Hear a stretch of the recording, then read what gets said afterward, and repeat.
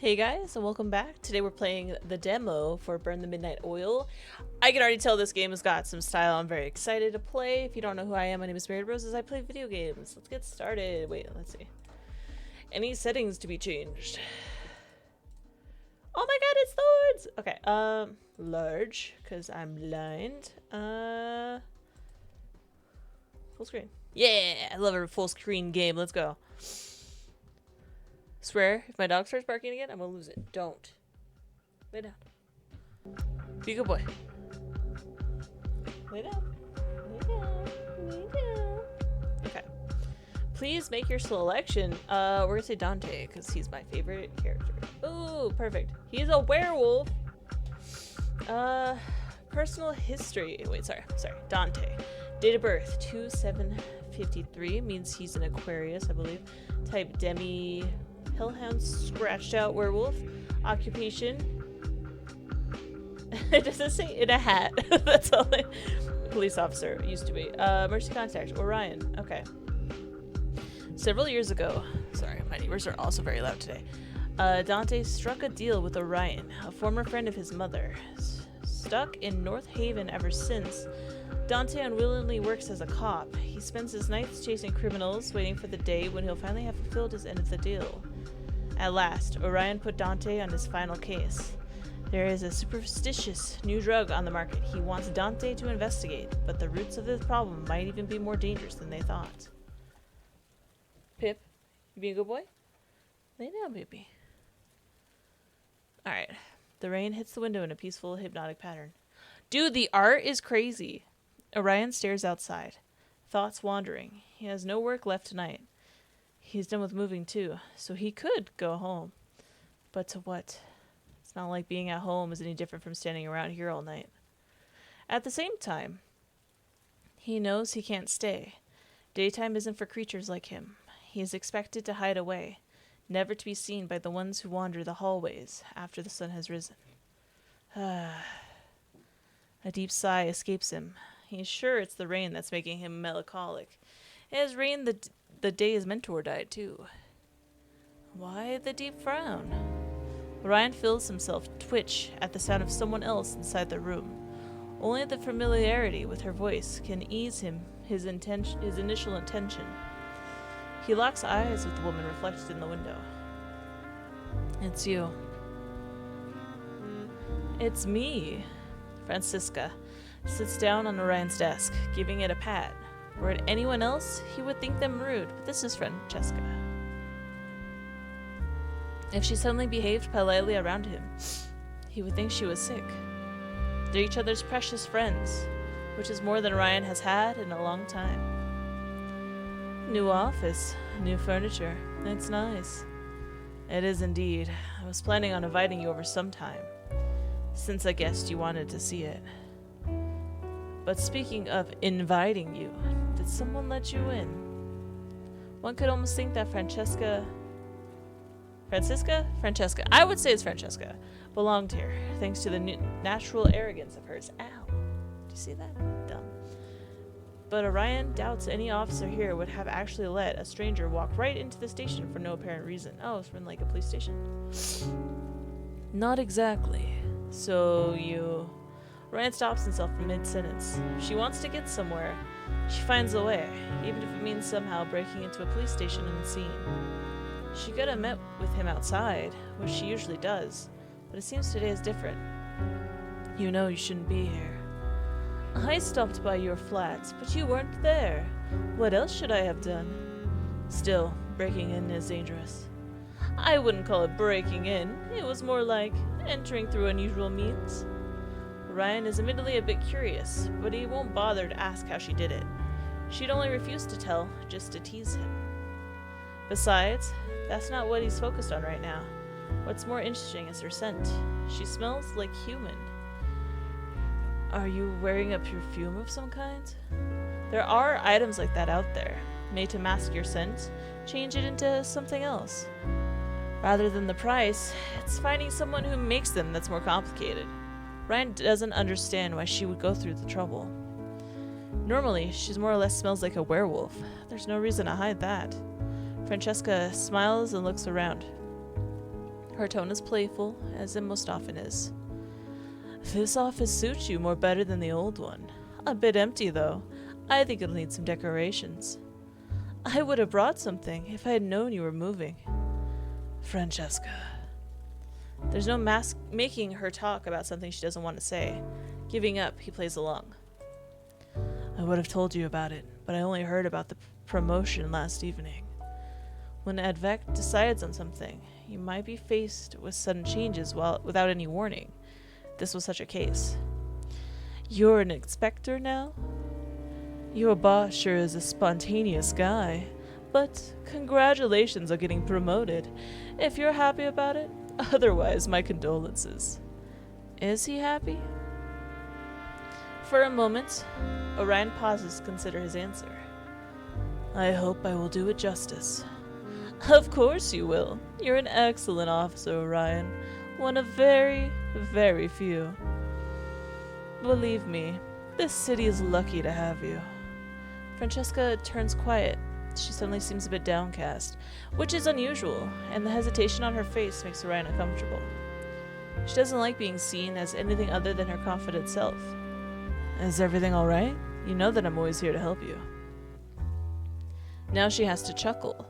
Orion has helped her only once so far, and it has been a giant mess of her being accused of a crime she didn't commit. She's taken a liking to him for believing that she was innocent. Their meetings since then have been irregular, but when she does come by, Orion is happy to make time. Francesca is the only one he can confide in. If she is indeed in need of his help, he'll do whatever is necessary. There's no need to worry about getting involved in something he can't do. If she is here to ask him, then it's within the realm of his means and morals. But that's not what she's here for. I probably won't come to visit you anymore. We'll have to stay in contact another way. Orion tenses up. Is someone after you? If anyone catches wind of her identity, that she isn't the werewolf she portrays herself as, but rather a hellhound, then she is in danger. It has been a while since hellhounds completely vanished, hiding away where no one could find them. Not everyone cares about finding one in the first place, but those that do are dangerous. There is someone after her already. Oh no, I'm safe. She playfully waves a hand, and he calms down. Though he glares briefly at her, she grins, amused to have gotten a reaction out of him. But if it isn't that, then... Is this related to your husband, your mate? Yes. She touches her belly. Orion stops himself from rushing over. I'm pregnant. Congratulations. Thank you. Her voice is warm and filled with love. Ryan has never met her husband, but he has seen him from afar, a normal human. The relationship isn't going to be easy, but Francesca always wanted a mate and child. Her wish is finally being fulfilled. So yes, I will be focused on taking care of him. Makes things a bit more complicated. Him? You already know the gender? She didn't mention being pregnant the last time they met, which wasn't that long ago, and her stomach is still flat. She can't be too far along. Not officially, but I have a hunch. Francesca's instincts aren't to be underestimated, so Orion is tempted to believe her. A son. I already thought of a name. Do you want to hear it? Her excitement is infectious. Orion feels himself smile. I'd love to. Dantelian, or Dante. That one's a bit snappier, don't you think? It's a good name. Did you come up with it together with your husband? He left the full decision to me. We want our boy to have a name that suits a hellhound, and my husband hardly has any idea what those would be. It'll be the only connection he will have to my side of the family for a long while. Her voice drops again. She sighs, visibly affected by the ups and downs of her own emotions. Orion's eyebrows scrunch together. Although hellhounds and werewolves aren't the same species, they do share various canine characteristics. One of them is their pack, which is of great importance to both. Do you not intend to introduce him to your pack? Is there a reason to hide him? Because he's half human? Hellhounds don't care about that. Francesca closes her eyes and inhales deeply, steadying herself. We will stay here with the humans. My son will grow up as one, No going back to my home, at least not anytime soon. Ryan goes through what he knows about hellhounds. It's not a lot, either unconfirmed rumors he has heard from other supernaturals or tidbits from Francesca. As far as he knows, young hellhounds are still too weak, and worse, too unstable to protect themselves. That makes them easy targets for people who want to catch a hellhound. They'd never be safe out of in the open. It'd be more secure for Francesca to take her child and husband into hiding, join her family in that place no one knows. A place where a young hellhound can be raised without worry. That sounds like a great risk to take. Will he be safe here? Well... Francesca brushes a hand through her hair. There's only one way or the other. Either we join my family until our son is grown, or we stay here. My husband won't be happy in my home. It's too different. So I decided we would stay here. A hellhound's mate and child are always equal. Francesca would never make a decision that favored one over the other. And the child? It's not as dangerous as you think, as long as we do it the right way from the start. We will be a human family. My son will be raised as a human, his father will be one, and I will be one too. Orion sniffs the air again. She still smells human. That's likely part of the plan. He hadn't expected the perfumes to be so effective. We will completely escape the attention of any supernatural. As long as we do that, there's nothing to fear. Although it will mean you're giving up a lot of yourself. Hardly a big sacrifice to make for the happiness of my loved ones. So the plan is to seem as human as possible? Yes, don't stand out, don't attract attention, be a normal family of humans who have no idea who is living among them. Don't meet with any supernaturals. That includes you. Ryan chuckles into the silence that's fallen upon them. Don't look so guilty, I understand.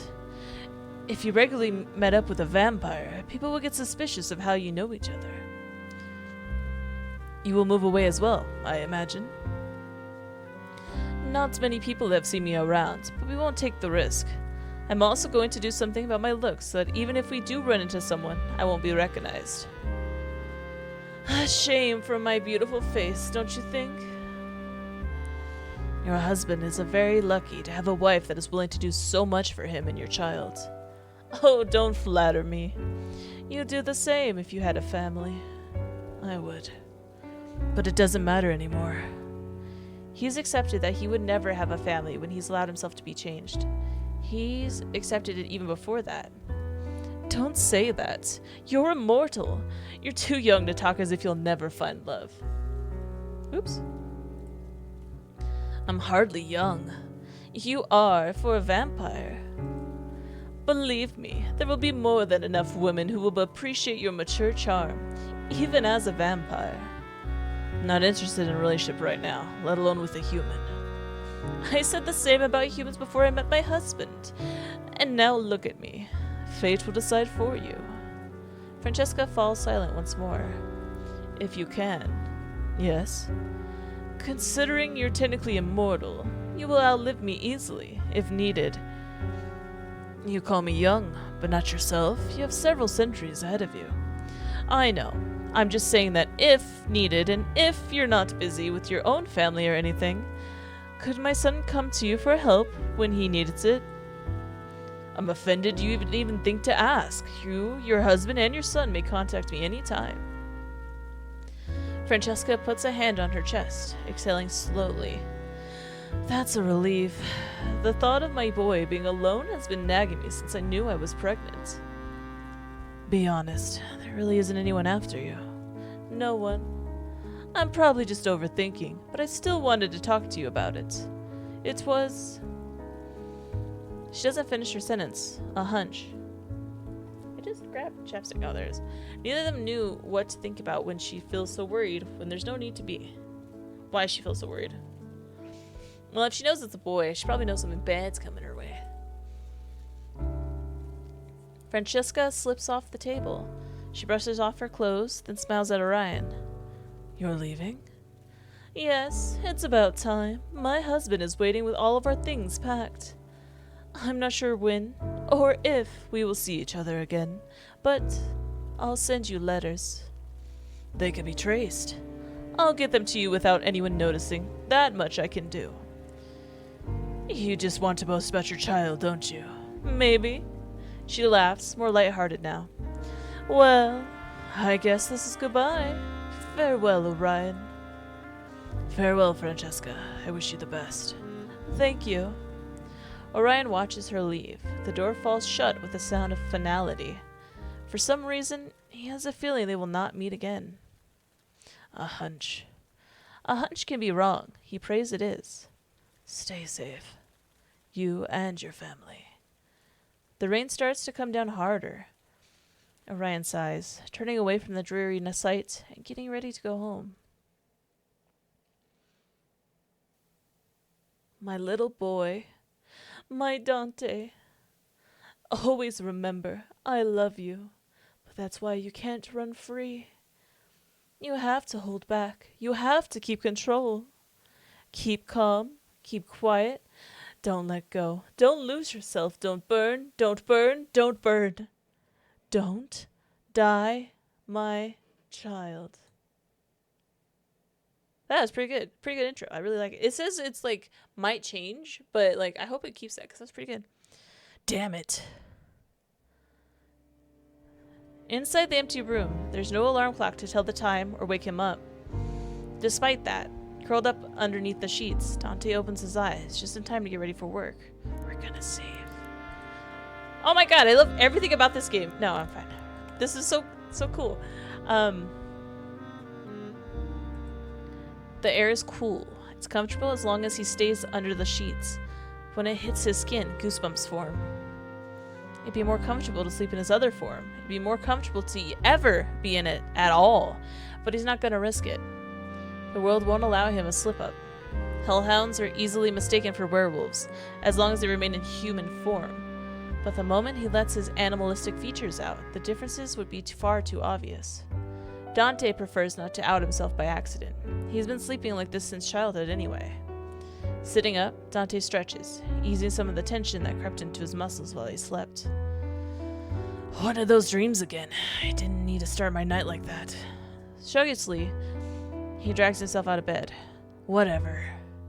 It's not a dream he's unfamiliar with, but there hasn't been a single time when he enjoyed waking up to the voice of his mother.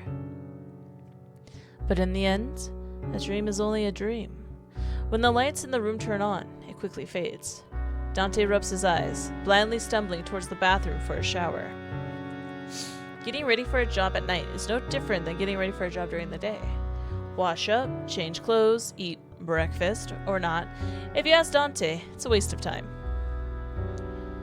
I should have everything.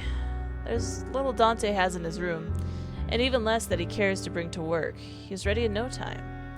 Hair still damp, he walks towards the door, but stops midway. There's footsteps. 2 pairs. We're gonna save. I don't know if this is one of those games that you die easy, but just in case. I'll just wait. He sighs, leaning against the wall right next to the door with closed eyes. The lighter pair of footsteps approaches quickly, stopping right in front of the flat. Sorry, the music is a little loud. We'll do that. Only after hearing the knocks does Dante open the door. He doesn't understand why Alice insists on having him wait, but he seems to make her happy. Dante, good evening. She has no sense of danger. Half his size, she still manages to hop high enough to hang off of him. Under any other circumstances, Dante's reaction to having someone jump at him would be to throw them somewhere else, but that's not an option at the moment. Alice. The girl ignores his scolding tone, clinging to Dante even tighter.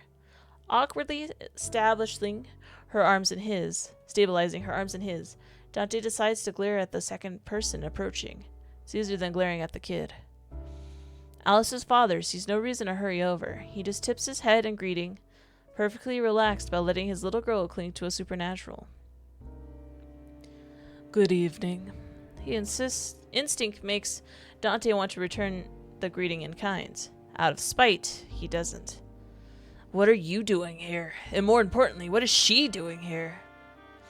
Alice allows herself to be put down, Even though there's a soft growl accompanying Dante's words, she looks mostly unimpressed. I'm not allowed to come? This is no place for a child, he wants to say. This corner of the city is dangerous, you know that. Besides, it's not good for a child to spend so much time with non-humans. But what comes out of Dante's mouth instead is, You are. Cursed be those big, innocent puppy eyes. Are you mad I'm here? It's hard for Dante to be. You don't get mad at pups, not really, even if they're not actual pups. No. So there's no problem. Still doesn't explain why you're here. With a chuckle, Alice's father joins the conversation. I just picked her up from her father's place. She doesn't want to go home before she says hello to everyone at the station. You being the most important. Orion's face is soft when he looks at Alice. Dante doesn't know the Orion from before Alice was born, but he knows enough about vampires to know what she is, a literal miracle. A vampire and a human shouldn't be able to have a child. And yet, here she is. That she is Orion's biological daughter is a carefully kept secret. They look nothing alike. Wait. They kind of have the same eye shape. Oh, and the same hairline. Look at that. Boom, boom. Despite all the obstacles in the way, they're a happy family.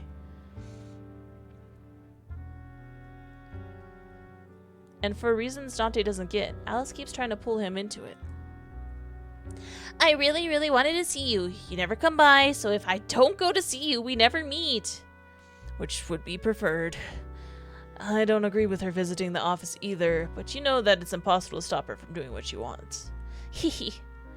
Orion's words aren't quite the truth. He'd never let Alice near anything that could cause her harm. It's because he's confident that the station is a safe place that he lets her visit for a couple of minutes. I'm not scared at all, because everyone is nice.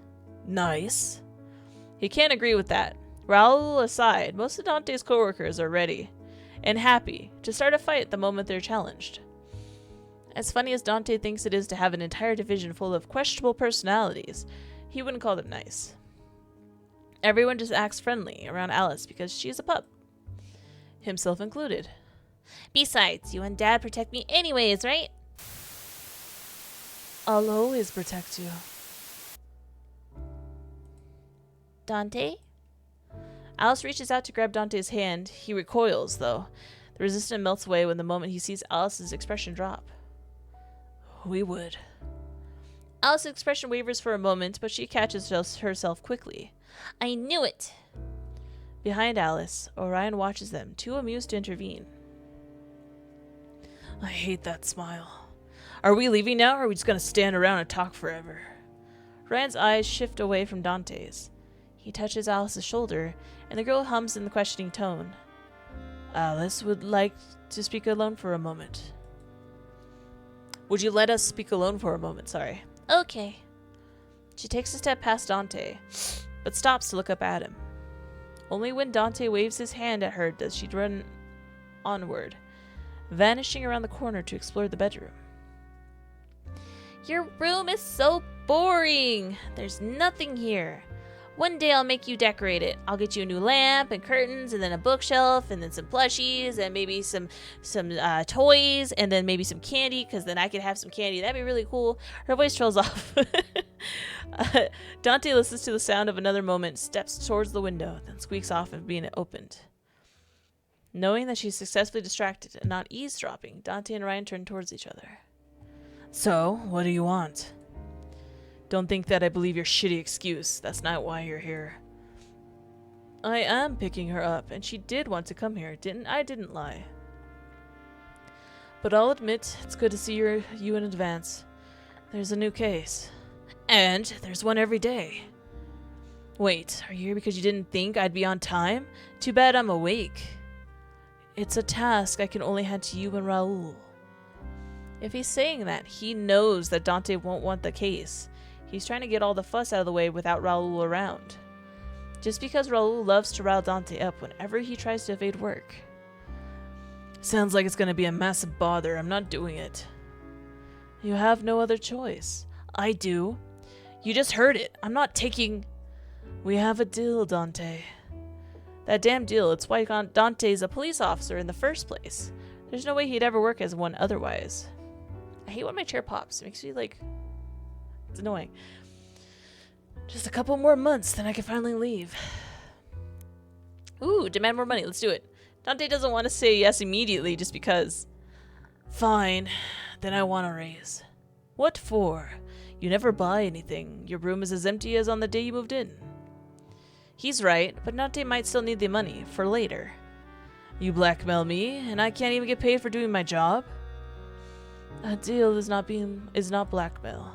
And if you do want your paycheck, you take whatever case I give you. But I'll think about the raise. A raise they both know might be completely useless if Dante does as he's planned and leaves as soon as the deal is over. Your answer? I can't stand you, old man. Orion crosses his arms in satisfaction. He ends the conversation in a soft tone. I really do need you on this case. Dante audibly exhales, refusing to look at Orion any longer. Instead, he turns back towards the interior of his flat. Grabbing his jacket, he calls for Alice. Alice, we're leaving. Coming!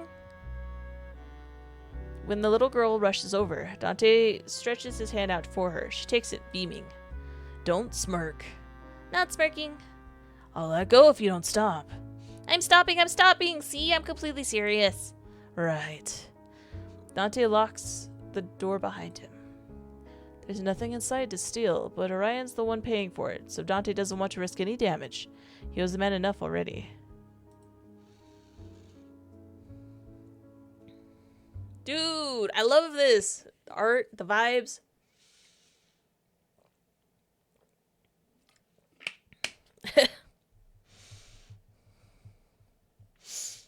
The sun went down a while ago, leaving behind the darkness that Orion, as a vampire, can freely move in. Ever since Dante started working at the station, nighttime has become his new normal as well.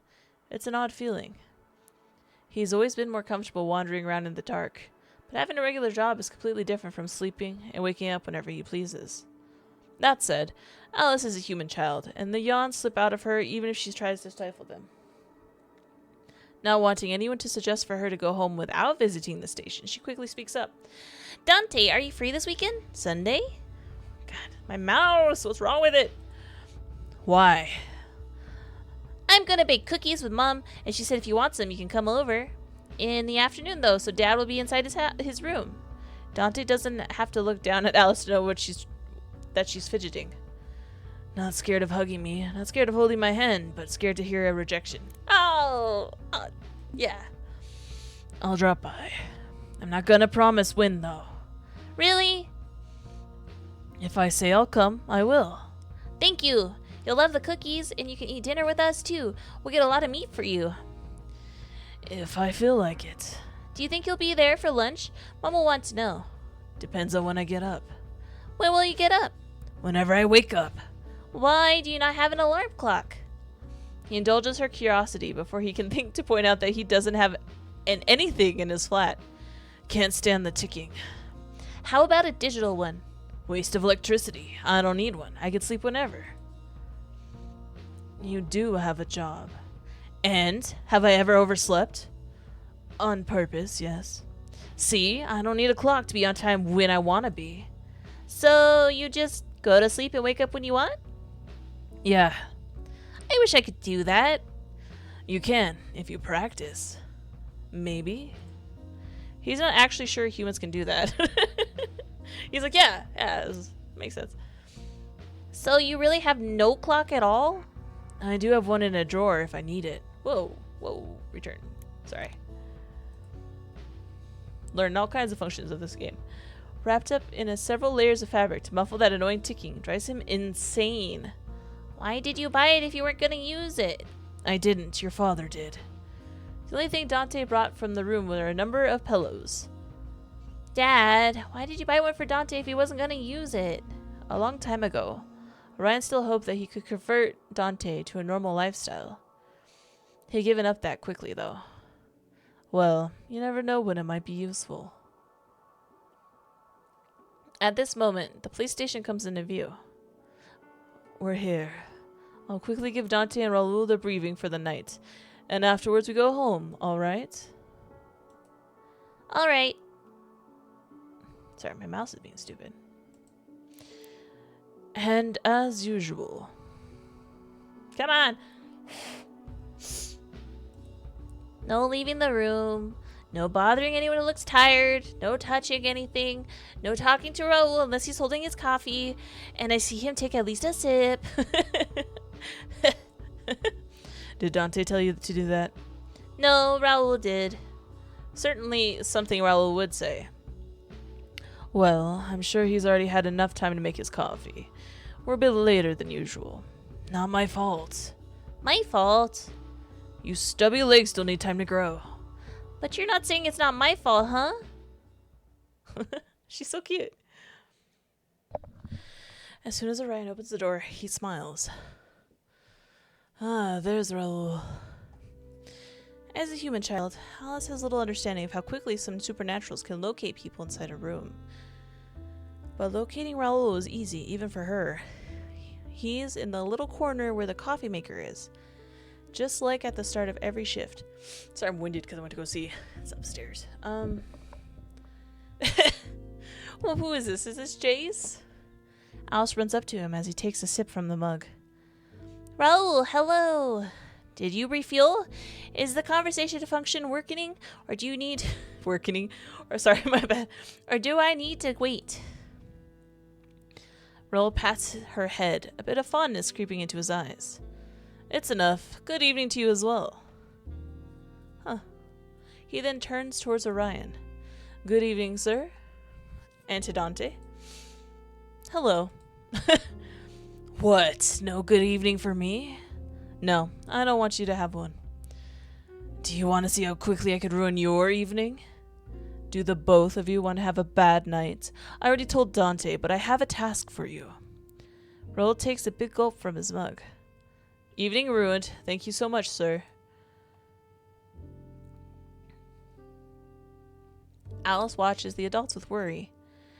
Is there a big problem, Dad? It's just work, as usual. Go ahead and say hello to the others. I won't be long. Fine. Raul sighs, leading the way to his desk. He takes the chair, side-eyeing Dante as he sits next to a neat stack of paperwork. Don't sit on my desk. Would you rather I lie down on it? Raul looks like he's about to throw something, but holds himself back. If you like the table that much, should we get a leash for that collar of yours and chain you to it? Ooh, kinky. I'm all up for games, but maybe not in public. I don't know about you, but I don't need the observers. Don't need observers. Doesn't turn me on. He watches Raul process the last bit of conversation. The words seeping much too slowly into his caffeine-deprived brain. Sir, permission to stab him. Denied. Shame. A castration might help calm him down. You started it, and with a child in the room even? Raul closes his eyes. If he has some sort of mantra to keep calm, now is when he's using it. He turns to Orion, ignoring Dante completely. If there's a case, it might have been better to not bring Alice along. She looks worried. Orion joins them at the desk. I wish she was worried because of me and Dante. She has far too little fear of supernaturals. I guess it's positive that she's accepted having a vampire father this quickly. If you two want to talk about childcare, do it when I'm not around. Give us the terribly important briefing already. It is rare for you to give us the briefing directly, sir. Did something happen today? Last night, actually. You two were gone already, and I was doing a final round of patrols before heading home. Orion leaves for a moment, then returns. A folder in his hand, he taps on it as he talks. It was mostly quiet. I ran into a fight in front of Mirage. Well, nothing unusual at first glance. But one of the men was unusually aggressive. It was almost impossible to get them off each other. Just when I was about to resort to harsher methods, one of them... Orion stops. The way he's hesitating is unusual. He usually knows what to say. One changed. Mutated, you could call it. Did you arrest him? He died. What? It escalated that far? Did you accidentally break his neck? No. He died on the spot. from one second to the next, he simply fell over and stopped moving. Raul inhales deeply. Dante has heard him curse often enough, but this time, the man only glances in Alice's direction. His hands move, forming a curse in sign language. Dante knows it well enough to recognize that by now. So does Orion. Don't curse in front of her, not even in signs. I'm not. Raul quietly puts his hands away. Oh, because he's got the ear. That makes sense. I was just like, what? In my stupid head, I was like, so like magical curses. No, I'm stupid. So dumb. I really like that he has hearing aids. I think that's pretty cool. So stupid. Did you get hurt? Doesn't smell like blood. Shh. Be quiet, Dante. I didn't ask you. As Dante already confirmed, no, nothing that didn't heal immediately. The problem is that we have never seen anything like that happen before. His body was in an abnormal state. Pathologically? On it, but no updates yet. He didn't tell us what it looks like. We are going to investigate this. Why, exactly? Do we think there's more mutants around? We do. I heard mutters of people saying this wasn't the first time they saw that happening to someone. There has to be a cause. So, what are we looking for in people? Visually, I mean. Even a smell, if you have one. I'd love to tell you, but it's hard to explain. There was no unusual smell to speak of, and the other changes were... You'll know what I'm talking about when you see it. Great. Nothing has happened since yesterday, but anything that might catch the attention of humans has to be solved as soon as possible. There's not just one, but several governmental institutions related to keeping human oblivious to the existence of supernaturals. A rampaging mutant would make that considerably harder. That is to say, if they don't solve this case as quickly as possible, it might put human eyes on their backs, and then... No way in hell I'm going to deal with that Ab-Rex running around here. So take care of it before he catches wind of the issue. I need you two to check all the clubs around Mirage. Talk to anyone suspicious. Watch anyone who stands out. You know your work. Brian places the folder on the table. Raul immediately pulls it over to himself and skims its contents, but it's so thin that he's done in no time. So why do we have to take this shitty case? Well, reason number one, you might have to talk to humans, and Raul is one of the few people in the night shift who passes as decent police officer. Are you saying I don't look reliable in human eyes? You know exactly what I'm trying to say. Admittedly, Dante looks more like a thug than an officer. Raul is very helpful when it comes to convincing humans that his badge isn't fake. I'll take care of it as usual, sir. Don't worry. Number two, I want you to keep an ear out for any new substances on the streets. In case that's related, Zeno might know something, and you are the only one he'll speak to, Dante. So Raul gets to question people and I hunt down Zeno. You're not getting out of the boring tasks, Dante. Raul is your partner, so don't even think about going off on your own. He's there to keep an eye on you. Sometimes I feel like a dog trainer. Don't bite, Dante. Be good, Dante. No barking, Dante. Dante growls at the statement, but it sounds hollow, so even Raul recognizes that as no threat. Zeno isn't as difficult to handle as you pretend, old man. You can tell that to every single officer has given up on detaining him. He's an overgrown kid, hard to catch, but he's not dangerous. Maybe that's why you two get along so well. I'm not. It's time for dinner. I'll take Alice home and come back later. You can handle everything, Raul. Leave it to me. Thank you. Stop Are we leaving? Messing with me. I don't need Raul to watch over me. I think you do. See you two later. Bye-bye. See you again soon. No cursing in front of the kid, right? Grow up with Orion made her weird. You could just say you like her. Raul finishes his coffee and puts the mug on the table. He stands up, smoothing out the creases of his shirt. Do you need to do anything else here? Otherwise, I suggest we go. There's a lot to check out. There's nothing more annoying than blindly asking people for information. You won't be asking people, I will. Raul grabs his coat and shrugs it on. His voice is dripping with sarcasm. You're there to look scary and ensure that no one tries to mess with a weak human. Humans aren't exactly common in their division, for a very simple reason. They're helpless compared to what they're up against. Raul is the only human officer on Orion's team. At first, Dante thought that a human would be a liability, but Raul has proven himself to be a valuable member. It's not just about interacting with other humans. Raul has a completely different view on things than most supernaturals, and while Dante often finds it irritating, it does have its advantages. I know he's good at what he does, but the supernatural department is a completely different beast from the standard human one. I don't get why he takes the risk. One angry supernatural and he's crippled or dead. Why are you staring at me? Ooh, let's save.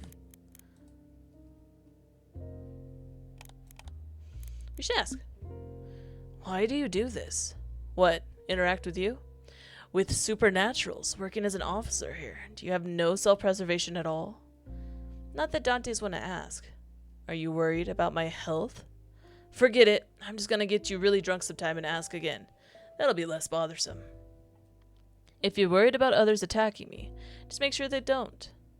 That's a valid point. He still thinks it'd be better if Raul worked in a place with more survivable dangers. Now come, the night is short. You think? Because I'm feeling like I'm gonna be a very long night.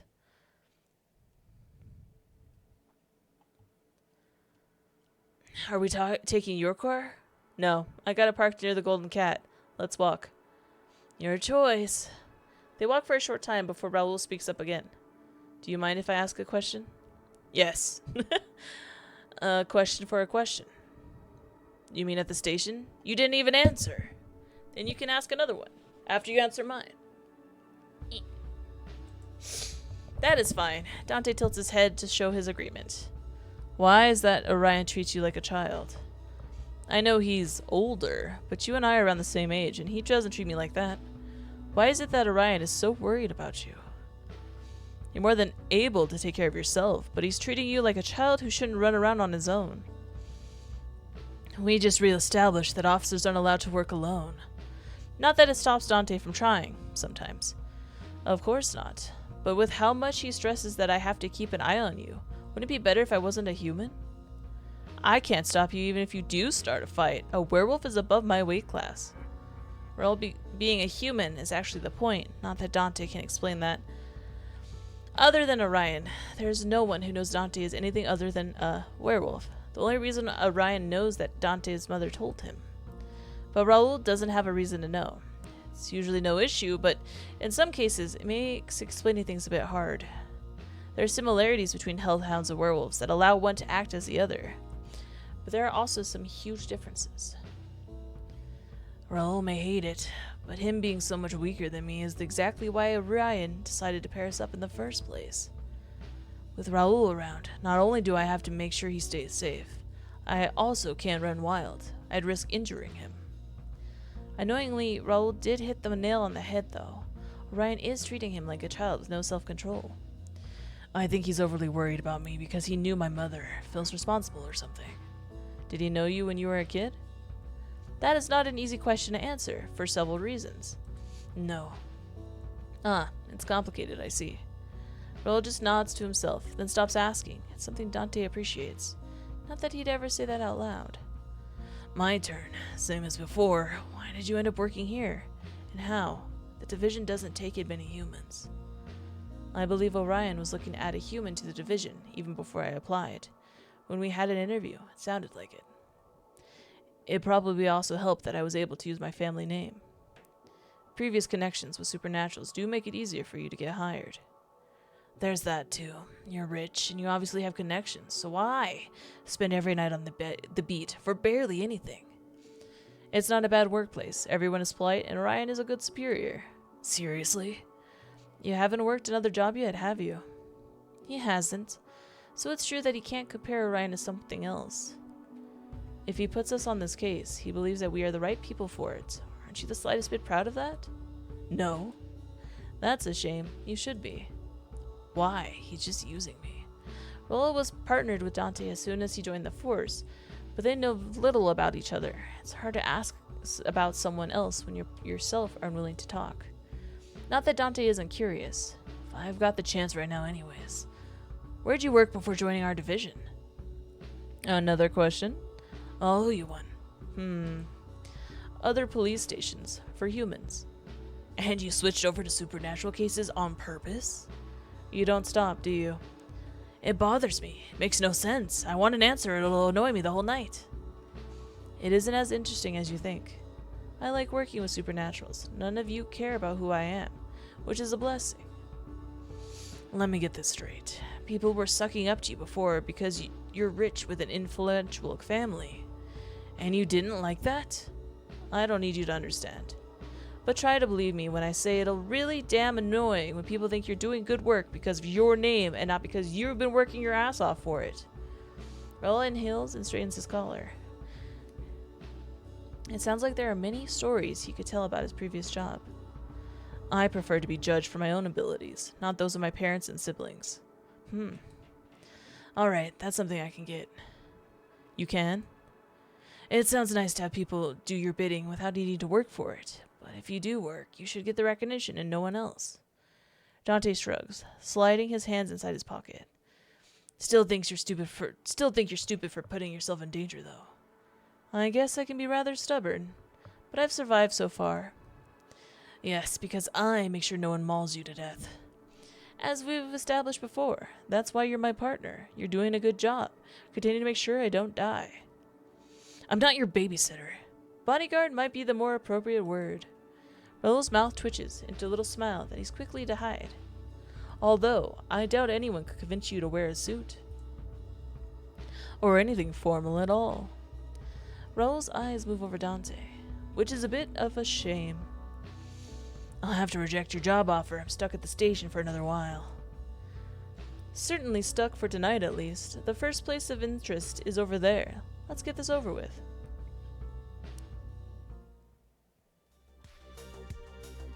Their first stop was indeed just the start of a long, long night. Many follow before the end is in sight. I'm gonna choke the next person here who wants to waste our time. As expected, or maybe feared, no one knows anything.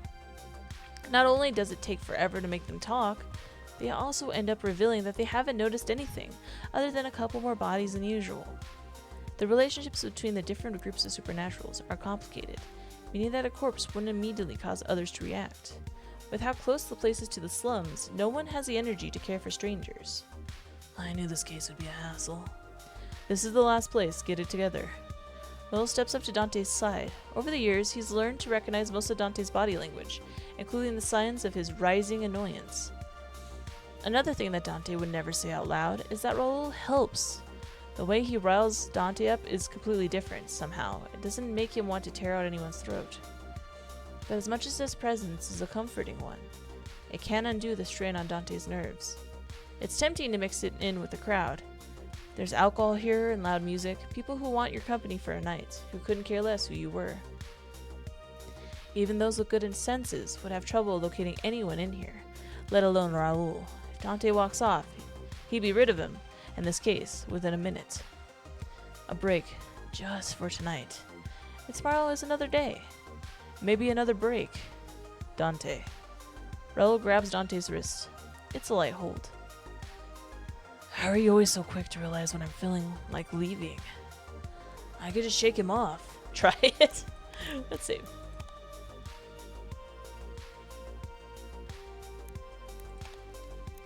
I could try. Let's try. Dante pulls just a bit, and the grip on his arm tightens. You do know you can't hold me if I wanted to leave. If you want to make a scene of dragging a human through the whole room, go ahead. Another short tug. The grip holds. I'm almost tempted to try it, just to see if he'd really hold on. But if he's being honest, he'd never do that. Just one drink? Not during work. You're incredibly boring. Dante turns away from the crowd. Raul sighs quietly, as exhausted as Dante feels. We'll be out of here sooner if you resist vanishing into the crowd for 2 minutes. You think I'd have left for only 2 minutes? Do you think you could have left for longer, knowing that I'd be wandering around the club alone? No. Because Dante is still somewhat convinced that Raul is severely underestimating the danger of supernaturals most of the time. Just like Alice. That's what's having supernaturals like Orion around you does. Warps your perception. Whatever, where to? Rollo's professionalism returns instantly. He glances around. I'd say the owner, considering he conveniently wandering around over there. Catching the owner instead of some random staff member is half a miracle. The first one of its kind for the night. Although, Raoul nods towards another corner of the room. That guy might know something too.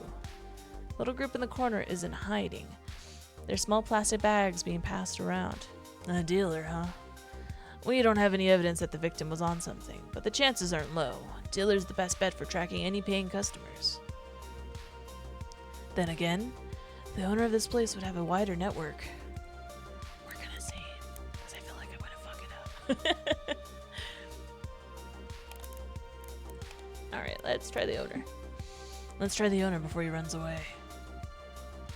Dante walks off in the direction of the club owner, Raoul on his heel.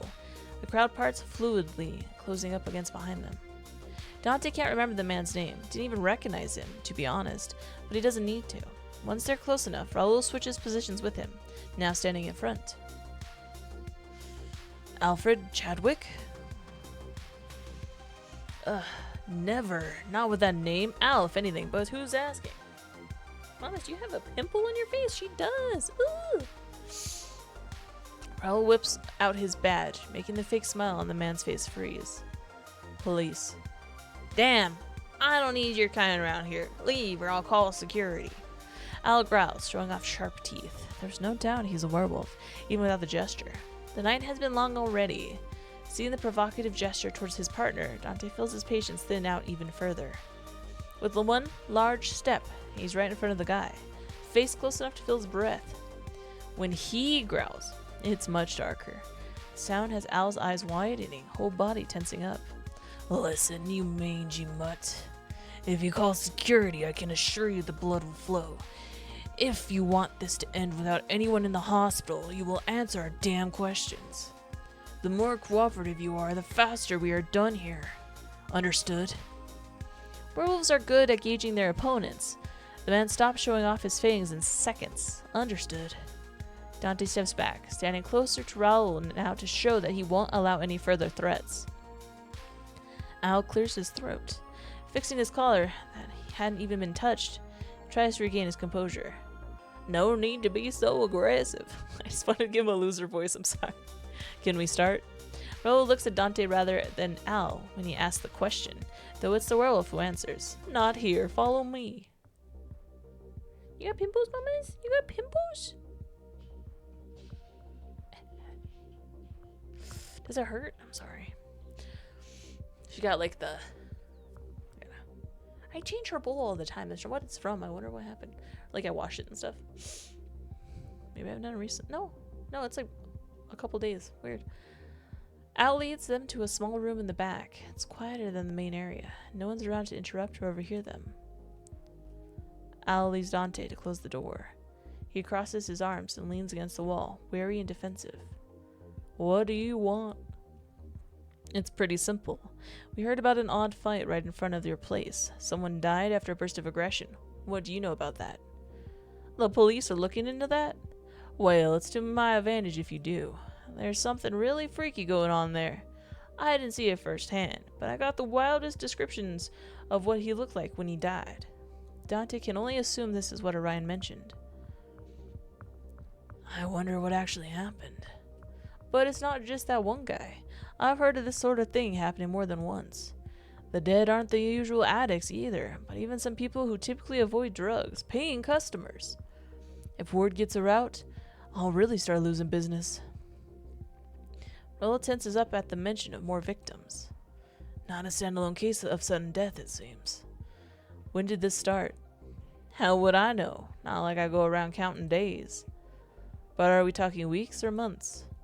If I had to guess, weeks definitely. Can't give you an exact time frame, but it's not being that long. How many deaths have you noticed? What kind of question is that? There's always been people acting up and dying one way or another. Slums are close and all that. The exaggerated stories are nothing new either. I just thought it was worse than usual, till I started losing customers. And you didn't report any of the previous deaths?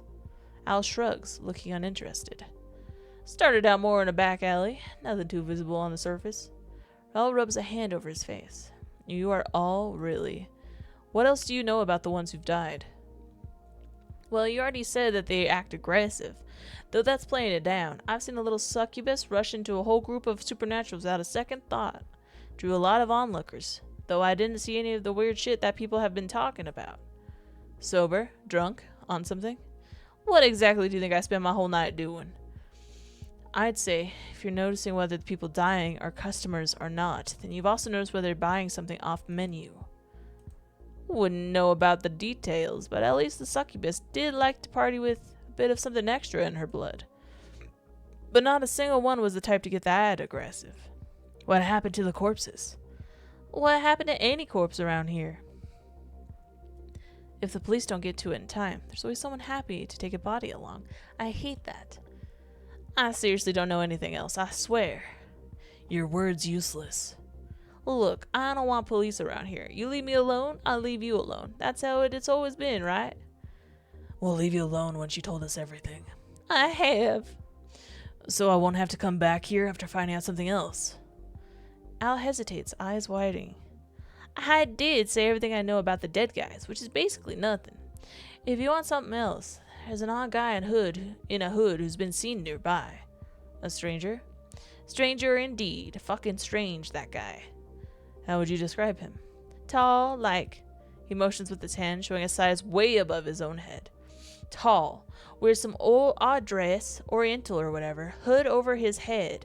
Everyone who's seen him says the same thing. He's scary, intimidating, made them freeze up and want to hide even when he was just passing by. Did he talk to anyone else? Not a single word. Sounds like a supernatural. What kind? No one knows. There's no scent on him. None. He appears out of nowhere, without a sound, and vanishes just as quickly. Are you sure that's the one running into him doesn't have a bad nose? If it was one person, sure, but I've already heard a dozen different people who have seen him. All kinds of supernaturals, too. Raul turns to Dante. Don't vampires have no smell? They do have one. It's just very subtle. Not to mention the smells of your environment stick to you. It's weird to say that someone smells like nothing. Suspicious, right? There's stuff that changes your scent, but no one would ever go for nothing. Smelling like nothing stands out worse than anything else anyone could. Not that you know, human. I don't need a dog's nose to understand that. A dog? Al gaps. Then looks over to Dante, as if fully expecting a fellow werewolf to take offense at being called a dog. Little does he know that the hellhound doesn't appreciate being compared to a werewolf either. Got a problem? If my partner says you're a dog, then you're a dog. Got a problem with that? We are your friendly neighborhood police. Feel free to tell us if you have complaints. This may not be the right moment to say so, but I don't even think it's that bad of an insult. There are no were-dogs, so you're basically calling him an animal rather than a humanoid. Ah. How come you haven't gotten offended when I call you a dog? First of all, I have. Second, you're my partner, so I'm not going to kill you over something like that. Judging from the look on Al's face, he is currently reevaluating the kind of partners the two people in front of him are. It's not like there's a difference for me being called a werewolf day in, day out. Might as well get called a dog, too. Al's shoulders slacken with exhaustion, and he waves his hand to call them back to attention. Is that enough for you to leave? Anything else I can tell you is just random stuff. People having affairs, magic experiments failing, cartel doing cartel stuff. The museum burned down or something, I don't know. SSF was sniffing around for that last one. The tall grumpy vampire with the white hair's been snooping. Abraxas? That might be interesting to hear more about. Dante tilts his head, tempted to ask more about it, but Raul shakes his head. Something for later, then. I have one last question, then we're done. Get it out. Have you seen Zeno around lately? Huh? That has Al getting defensive again. What are you asking about him for? Suddenly involves his business, so now he's climbing up, huh? We need to talk to him, too. Don't know him, no idea. You don't look like you don't know him. Dante interrupts Raul with a shake of his head. He's not going to say anything if you ask him like that. We're not out to get him or mess with your sales. We just want to talk to him. Then we'll leave him be. Sounds like bullshit to me. You're cops. Even cops have to given up on catching him. We just want to ask him about any new drugs on the market. You say that, but fine. I do know who he is. Hard not to around here. But I wouldn't know where he is. He's here and there, wherever he pleases. Small fry like me couldn't keep an eye on him. Can't help you. That's very much in line with how Zeno behaves. Both Dante and Raoul know this. Alright, thank you for your help. Are you leaving now? Yes. Finally, let me escort you out. This is the most motivated Al has been this entire conversation. Dante and Raoul do get escorted out, but the way the door slams shut behind them makes it clear they're not welcome back. Alright, we're gonna save.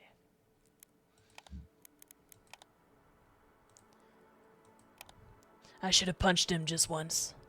Wouldn't have helped. I mean, for the fun of it. It's worrying that there are many more victims than we expected. Ryan was right to think that something is wrong. Well, we checked all the clubs and any other places in the area that make sense. But since we haven't encountered anyone unusually aggressive or dead, we can't do anything else for the moment. I suggest you see if you can find Zeno. He's not going to reveal himself if I'm with you, so meet me at the Golden Cat when you're done. I won't try for very long. Better than nothing. In the meantime, I'll inform some people about the stranger, just in case he's involved in all of this. See you later.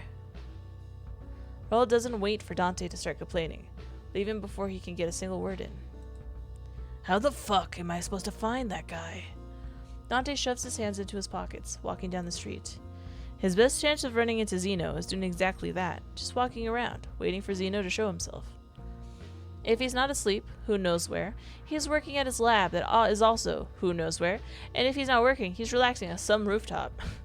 Silly.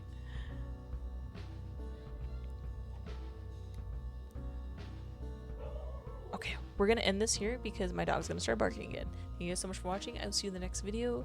Goodbye.